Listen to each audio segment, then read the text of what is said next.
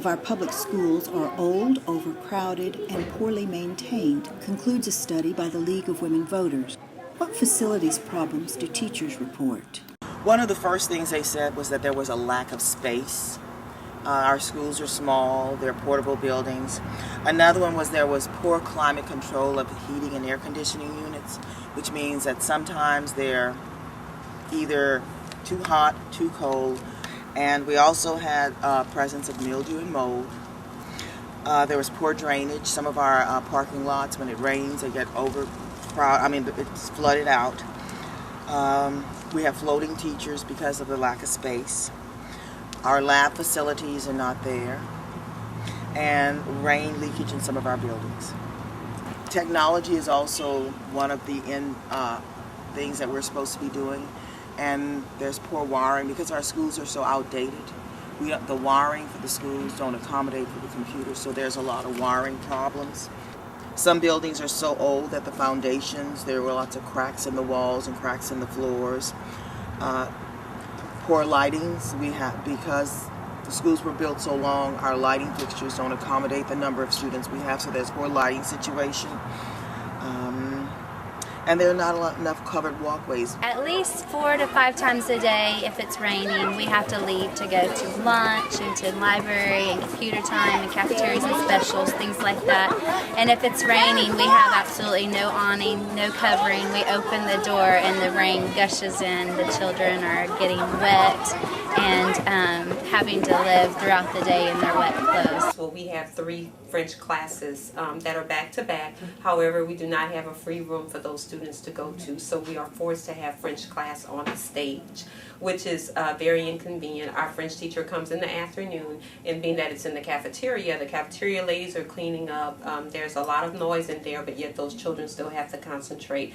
Another factor is when the weather is just not right outside, we don't have anywhere for our PE people to go. Therefore, they have to be in the hallways and do PE class. This could be in cold weather, rainy weather.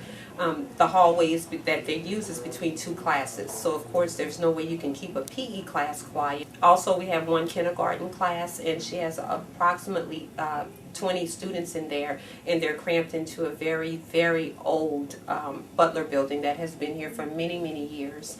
And the students are cramped, and when they're at nap time, the teacher has to tiptoe, so that makes learning very difficult. Probably one of the bigger problems that I have is battling for board space, because the teacher that I'm sharing a room with, a lot of times he likes to have things written on the board because he has his day all planned out. When the kids come in, he has things that he wants them to write down or whatever it might be. Map might be drawn up on there or something. And I'm trying to teach math right behind that. Sometimes I want to have a conference with a parent and a child, and I have no place to have it because, if it's during my off hour, that room is being used by the teacher I'm sharing it with. Sometimes it might take me 20 minutes before I can find a space available to me. We get a shortened lunch time because there's too many people, and we usually get like 15 minutes to eat, so I always bring my lunch so I can have extra time so I don't have to go through the lunch line. We have teachers who cannot find parking spots in the mornings. We have parents who certainly cannot when we're providing some extracurricular activities for the students. When we have programs, sometimes the parents block parking for the buses and, of course, for just normal activities at school. They're competing for space with computers now, where formerly we didn't have a bank of computers, 4, 5, 6 computers in a classroom. These are the steam radiators that we'd like to replace in the building in favor of more centralized air heating and air conditioning system. At Falk Elementary, the air conditioner system is approximately 27 years old, and we need to replace each individual fan coil unit in each classroom because of that age and the scarcity of available parts for repairs. Okay, the water drips that you see on the underside of this football stadium is a need for a waterproofing project, and you can see some of the steel repairs that have been made over the years just to reinforce the structure. During testing week in March, we use it as a timeout room whenever a student is acting out. We also have to use it, of course, as a handicapped restroom and changing area for handicapped students. We use it for storage. This is preschool storage here. It's a multi-purpose room. Who bears the responsibility for these problems, and what can be done?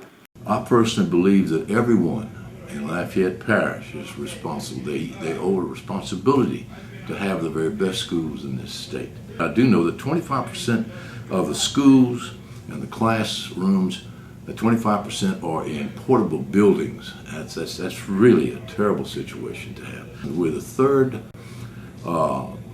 per capita income. We fall in third position on per capita income. That's pretty very significant in this whole state.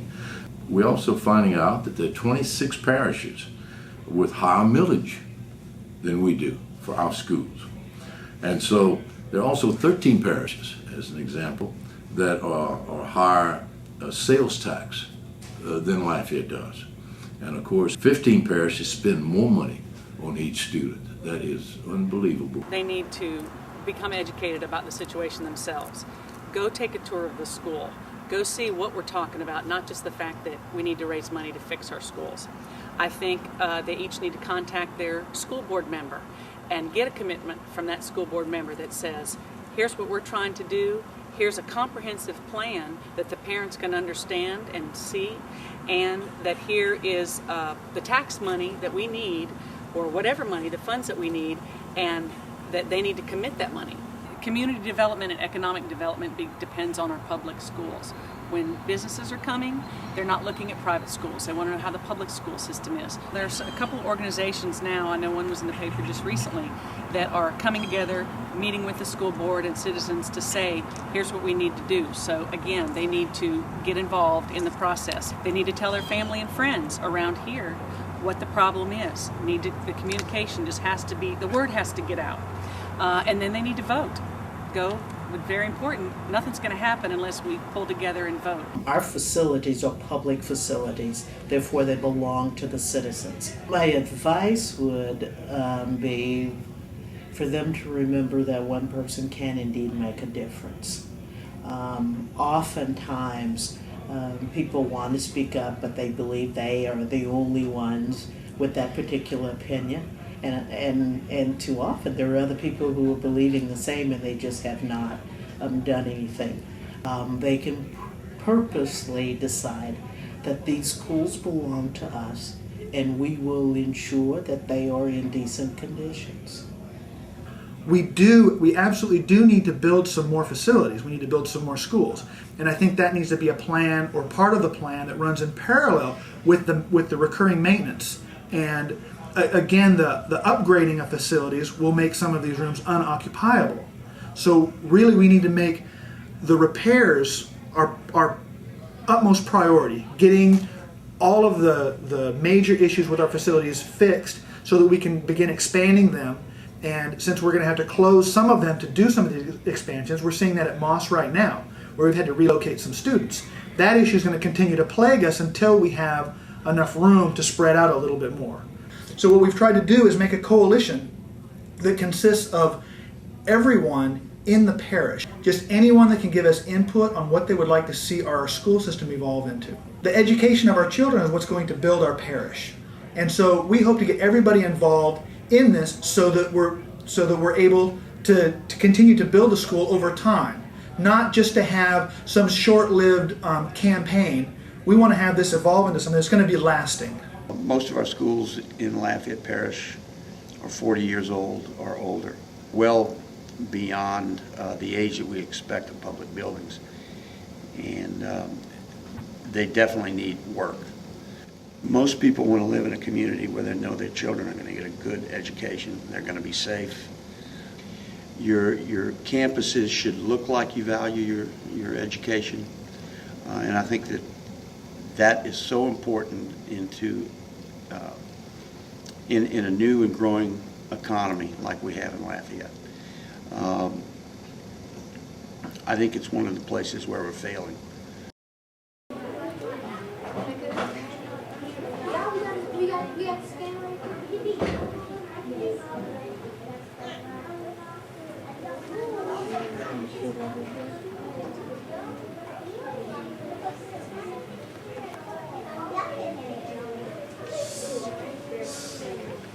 community